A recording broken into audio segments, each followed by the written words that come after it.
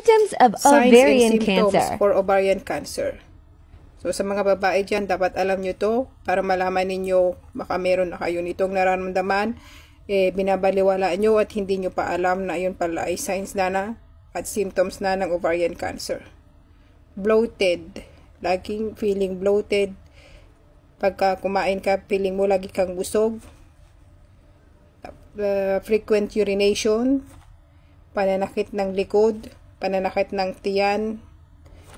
Postmenopausal vaginal bleeding, unexplained loss, changes in your bowel movement, kung bigla ka na lang naging constipation, or hindi ka naman palagi nagko-constipate, or laging yung papalit-palit, may diarrhea, may constipation, yan.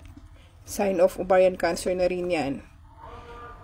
So, lahat ng yun, pag yun ay nararamdaman ninyo sa inyong sarili, kailangan nyo magpa-test. Pumunta na kayo sa inyong OB-GYN para malaman nyo kung ano ba yung mga sign na nararamdaman ninyo for awareness.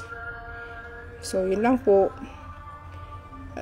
Follow nyo po ako for other tips for ovarian cancer because I'm a cancer survivor from 2019 up to present.